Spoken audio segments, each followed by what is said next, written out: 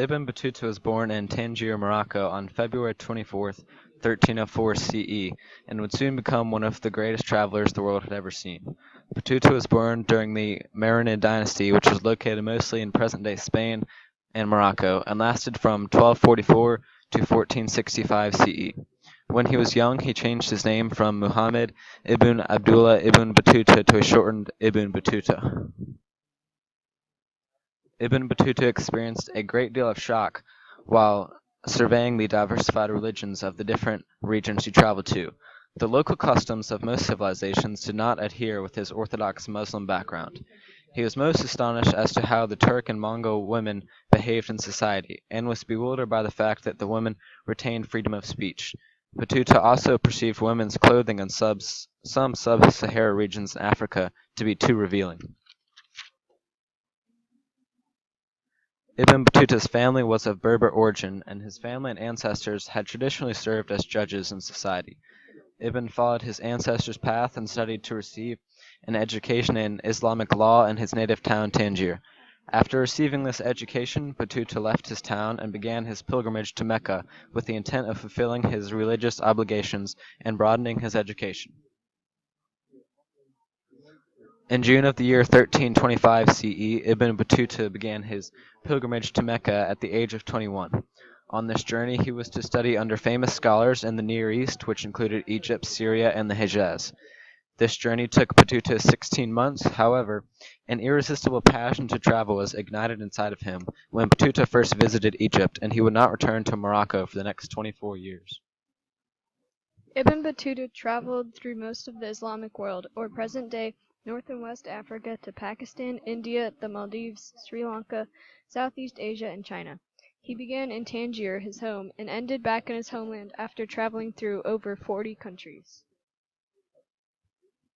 Ibn Battuta's travels began in 1325 with the traditional Muslim pilgrimage to Mecca. He went through North Africa and Upper Egypt, where he found out he couldn't cross the Red Sea to Mecca due to a small war, so he changed his route to go through Syria and Palestine. Over the course of his journey, he visited Mecca 4 times. Ibn Battuta stayed for longer in Delhi, India, and the Maldives. He got a job in the government as a qadi, a judge. He stayed in Delhi for 2 years until he joined an embassy for China. After China, he went to the Maldives, where he was a judge for 1.5 years. The Rila is an account of all of Ibn Battuta's travels, from Tangier to most of the Islamic world. He dictated it to a secretary, at the request of the Sultan of Morocco. Ibn Battuta did not become famous when it was published, but when it was translated into French, English, and German in the 19th century, he became famous, and the Rila became very helpful with its record of history. The original purpose of Ibn Battuta's travels was to travel to the city of Mecca in the Middle East. This is a mandatory religious duty of Muslims to perform at least once in their life if physically and financially able. It is also one of the 5 pillars of Islam and is part of the Islamic faith.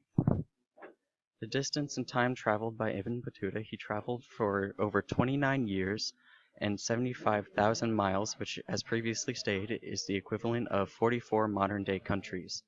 Along the way, he was attacked by bandits, was on a sinking ship, and had multiple marriages and children on his travels. On the return trip, Ibn Battuta retraced his route to Mecca in 1348.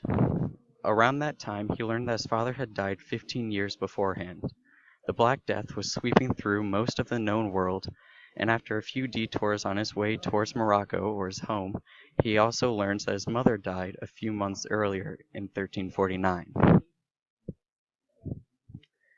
Near the end of his life, as previously stated, Ibn Battuta was asked by the Sultan of Morocco to dictate his story to a scholar.